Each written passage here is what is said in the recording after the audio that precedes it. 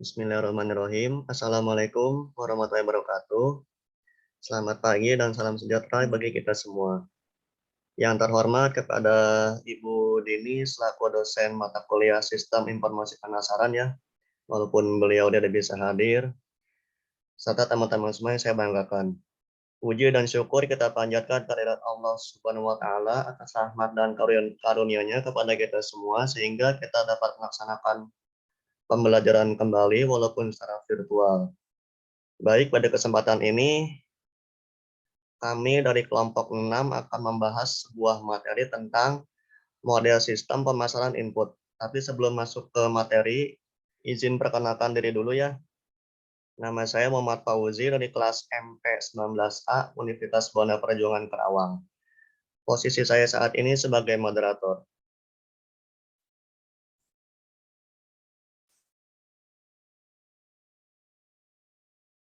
Oke, untuk slide kedua dan 2, 3, 4 akan dibahas oleh Aura Herdianti Nugraha. Apakah sudah hadir? Sudah. Baik. Waktu dan tempat saya persilakan. Sebelumnya mohon maaf ya, kamera auranya rusak jadi nggak bisa on cam, nggak apa-apa.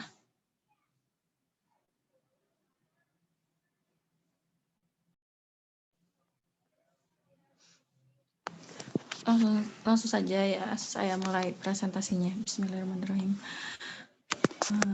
Subsistem pemasaran input. Pemasaran sering juga disebut dunia marketing produk dan jasa. Dengan demikian, setiap pemasaran adalah bisnis barang dan jasa dalam konteks penjualan barang dan jasa.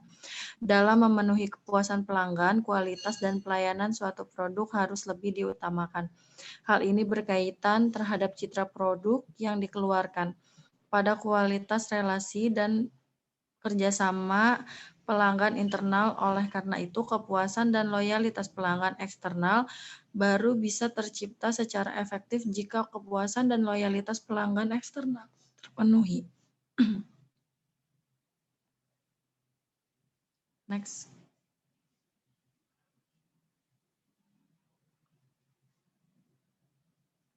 Model-model sistem informasi pasar. Yang pertama, subsistem sistem informasi pemasaran. 1. Subsistem riset pemasaran. Merupakan problem pemasaran yang sering dihadapi dalam perusahaan, terdapat berbeda-beda dengan perusahaan yang lainnya dari waktu ke waktu. Oleh karena itu, perbedaan masalah difokuskan pada penelitian riset pemasaran yang beragam. Di antaranya yaitu A. Memperkirakan jumlah dan struktur permintaan pasar. B. Persepsi konsumen terhadap produk. C. Posisi produk dalam persaingan pasar. D. Evaluasi efektivitas strategi distribusi produk. E. Evaluasi efektivitas strategi promosi penjualan.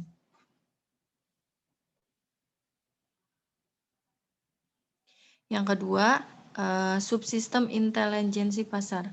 Subsistem intelijensi pasar adalah di setiap elemen-elemen di lingkungan pemasaran selalu berhubungan dan bertanggung jawab pada pelanggan dan pesaing. Setiap area fungsional lainnya pemasaran juga memiliki tanggung jawab pada pemerintahan dan komunitas global. Yang ketiga adalah subsistem informasi akuntansi. Adalah sekelompok unsur yang erat hubungannya satu dengan kegiatan akuntansi di antara lainnya. A. Mengumpulkan dan memproses penyimpanan data-data mengenai aktivitas transaksi. Yang B. Mengelola data-data menjadi sebuah informasi untuk dapat digunakan dalam pengambilan keputusan. Yang C. Dapat mengontrol semua aktivitas mengenai organisasi yang diakses. Terima kasih. Kembali ke moderator. Baik, sebelumnya saya ucapkan terima kasih kepada Kak Aura Herdianti yang sudah mau menjelaskan materi. Untuk slide 5 dan 6 akan dibahas oleh Prista Nabila Hasim. Apakah hadir?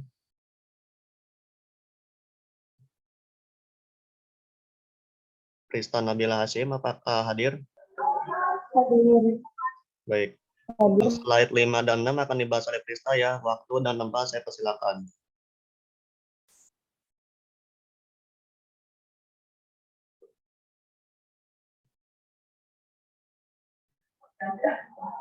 Baik, terima kasih.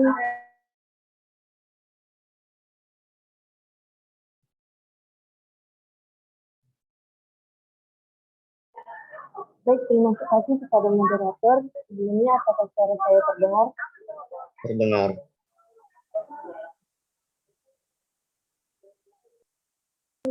Baiknya masih slide keempat. Mohon maaf.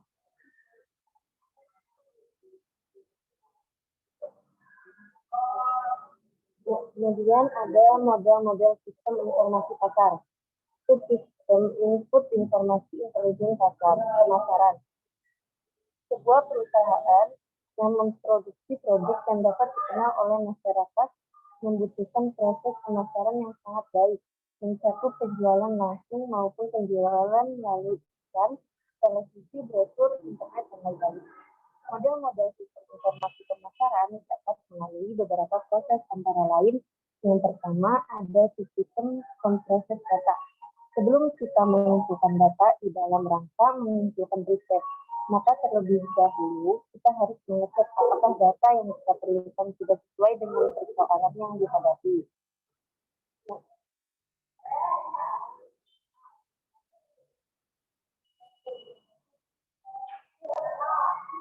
Kemudian ada data-data pokok yang harus dikumpulkan dalam penelitian, diantaranya yang pertama ada survei. Merupakan suatu teknik pengumpulan informasi yang dilakukan dengan cara menyusun daftar pertanyaan yang diajukan pada orang individu ataupun kelompok. Yang kedua ada wawancara. Bertujuan mencari informasi tentang narasumber. Wawancara biasanya berupa percakapan antara dua orang atau lebih, berlangsung antara narasumber dan pewawancara. Yang ketiga ada pengamatan. Aktivitas terhadap suatu proses atau objek dengan maksud merasakan dan kemudian memahami pengetahuan dari sebuah fenomena berdasarkan pengetahuan dan gagasan yang sudah diketahui sebelumnya untuk mendapatkan informasi-informasi yang dibutuhkan. Yang keempat ada pengujian terkendali. Dalam pengujian, hal yang harus dilakukan adalah merancang dan mengukur efek dari suatu kegiatan tertentu dan dimanfaatkan sebagai objek dalam pengumpulan data sumber dengan teknik penelitian.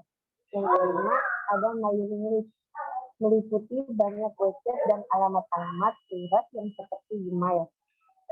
Yang keenam atau yang terakhir ada direct mailing, yaitu sebuah daftar yang dimungkinkan banyak perusahaan memutuskan untuk membuat suatu kontrak dengan pasar yang dipilih dengan surat secara langsung. Sekian dari saya kembalikan kepada moderator. Baik, saya ucapkan terima kasih kepada Prista yang sudah mau menjelaskan materinya ya. Untuk slide 7 dan 8 akan dibahas oleh saya.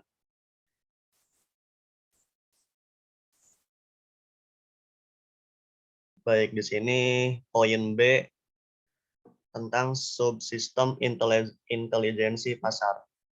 Seorang pemasar memiliki tanggung jawab utama pada konsumen dan para pesaingnya yang bertujuan untuk meningkatkan atau menaikkan pencapaian pendistribusian pasar. Poin C, subsistem produk. Produk merupakan titik keberangkatan keberhasilan sebuah pemasaran dan merupakan sebuah unsur utama dalam marketing mix, dan perusahaan pun berhak memutuskan untuk menyediakan produk guna memenuhi kebutuhan dan keinginan pelanggan di pasar tertentu.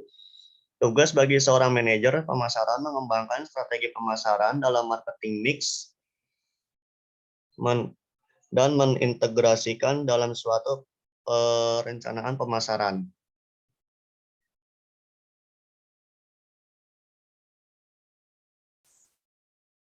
Untuk slide 9 dan 9, 10, 11 akan dibacakan oleh Tanti Wijayanti. Apakah sudah siap? Siap. Baik.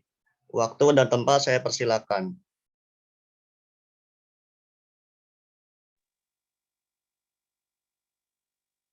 Maaf, slide-nya bisa next.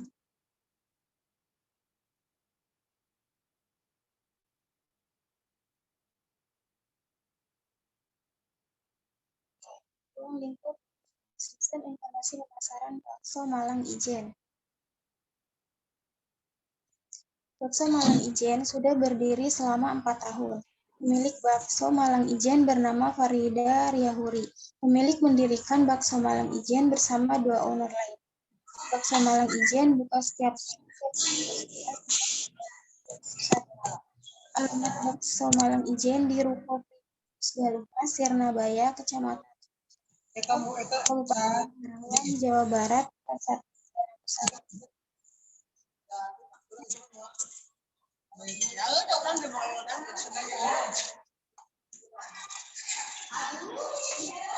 Segmentasi pasar Bakso Malang Ijen yaitu untuk usia 20 tahun dan untuk pangsa pasar kalangan atas karena Bakso Malang Ijen dapat bersaing. Terima kasih, sekian dari saya. Saya kembali ke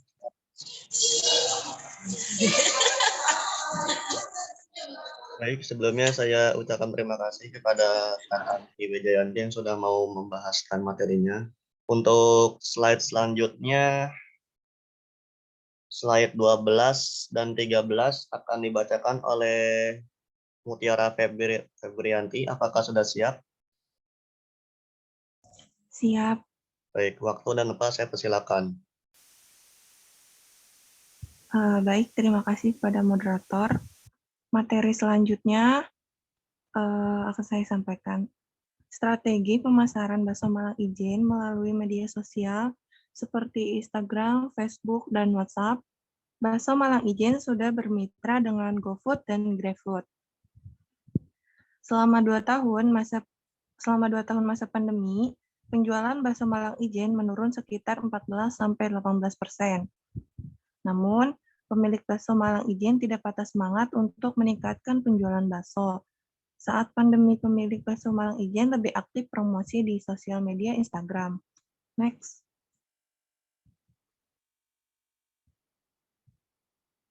Identifikasi masalah bakso Malang Ijen merupakan usaha industri rumahan yang diproduksi menggunakan alat manual hingga semi-otomatis.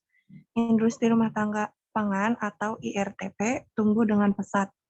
Bakso Malang Ijen mengembangkan usahanya dengan membuat bakso frozen, tetapi penjualan bakso frozen tersebut masih terbatas karena terbentur dengan izin edar.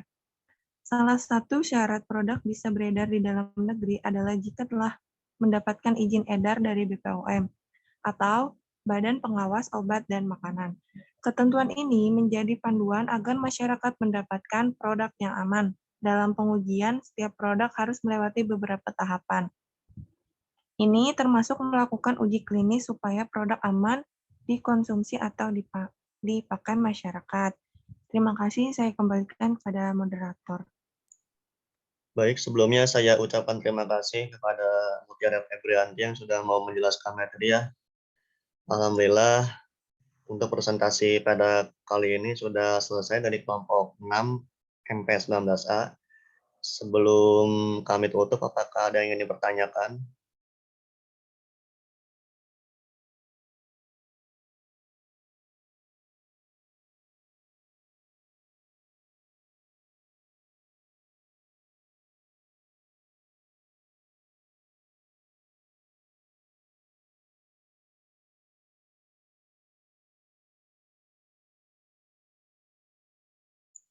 Jika tidak ada, kami tutup saja ya. Sebelumnya, apakah suara saya terdengar? Terdengar. Dengar, Kak. Oke, kalau gitu saya izin bertanya ya. Bismillahirrahmanirrahim. Assalamualaikum warahmatullahi wabarakatuh. Waalaikumsalam. Warahmatullahi wabarakatuh. Waalaikumsalam warahmatullahi wabarakatuh. Perkenalkan sebelumnya, saya Aditya Bagus Saputra dari MP19A. Di sini saya mau bertanya ke kelompoknya Muhammad Fauji. Untuk materi sendiri ini kan yang diangkat tentang pemasaran input. Nah, Terus juga tadi studi kasusnya tentang UMKM bakso ya, kalau nggak salah ya Pak Uji ya. Iya, Kak. Iya betul, Dit. Ya, UMKM Bakso Malang. Nah, ini untuk UMKM Bakso Malang sendiri ini, apakah sudah melakukan pemasaran input yang telah kelompok Muhammad Fauji tadi jelaskan? Karena di sini kan saya lihat di studi kasusnya ini di laporan hanya sekedar apa namanya deskripsi saja serta hanya ada gambaran produknya. Nah, untuk materinya sendiri ini tentang pemasaran input apakah sudah diterapkan kepada UMKM Bakso Malang sendiri gitu, Muhammad Fauji? Coba tolong dijelaskan.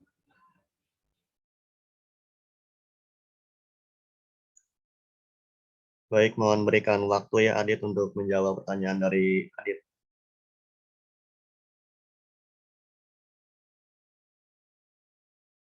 Ya, silakan Muhammad Fauji.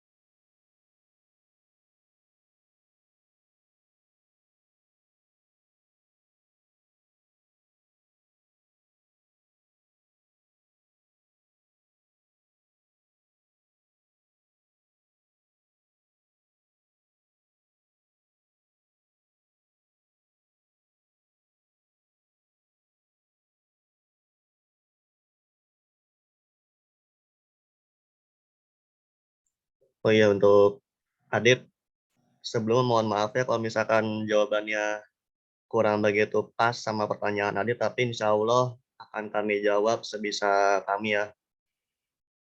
Ya, nggak apa-apa Pak Uji. Ini kan aku minta pendapat dari kelompok Pak Uji aja gitu tentang hasil observasi yang kemarin gitu kan. Ya, baik.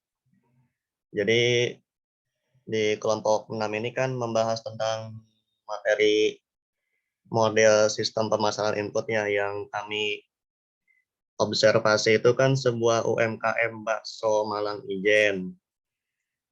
Pada waktu kami observasi UMKM tersebut kan masih baru ya, masih hangat-hangat lah, masih 4 tahun yang lalu, paling 5 tahun yang lalu gitu, lupa saya. Pokoknya masih baru. Jadi kalau misalkan kayak segi pemasarannya itu masih gimana ya, masih belum begitu maksimal lah. Apalagi kan sekarang zamannya pandemi kan agak-agak ini ya, banyak aturan gitu. Jadi kalau dari segi pemasaran bisa lewat media sosial atau datang secara langsung ke tokonya. Terus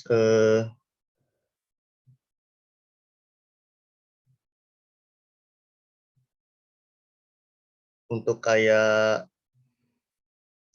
Siup dan kawan-kawan itu kan masih belum ini ya, masih belum belum resmi, masih diproses kalau kata owner-nya mah. Jadi kalau yang sepengetahuan saya sih gitu, Dit. Mohon maaf aja nih kalau misalkan kurang nyambung jawabannya. Oh, jadi menurut Pak Uji itu karena dirasa UMKM Bakso Malang Ijen ini masih awal berdiri, jadi masih belum bisa menerapkan sistem pemasaran input kayak gitu ya Pak Uji. Ya betul, jadi intinya begitu ya. Memang untuk tahun berdirinya sendiri itu udah dari kapan ya Pak Uji? Kalau tahun berdirinya sih, kalau saya tanya ke pihak ownernya, tahun 2019 kalau nggak salah. Karena ini sangat disayangkan, udah lumayan tuh kan dari 2019, tapi masih belum bisa menerapkan model sistem pemasaran input.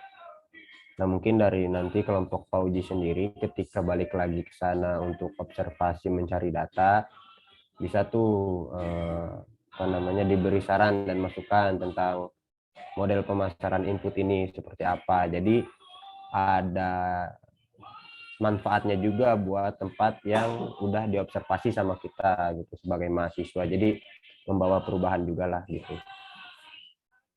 Ya, baik, Dit. Insya Allah nanti kalau ke sana lagi kami tanyakan ke pihak ownernya. Apa ada yang ingin Cukup. cukup ya? Terima kasih Adit atas penjelasannya. Ya, oke, sama-sama. Jika tidak ada yang ingin bertanya lagi, akan kami tutup saja ya. Mungkin itu saja yang dapat kelompok 6 sampaikan. Mohon maaf apabila ada kesalahan ucap atau perkataan yang kurang berkenan menurut kalian, dan mohon maaf apabila jika kita menjawabnya kurang begitu maksimal. Sekian, terima kasih. Wassalamualaikum warahmatullahi wabarakatuh. Waalaikumsalam Waalaikumsalam warahmatullahi warahmatullahi wabarakatuh. wabarakatuh.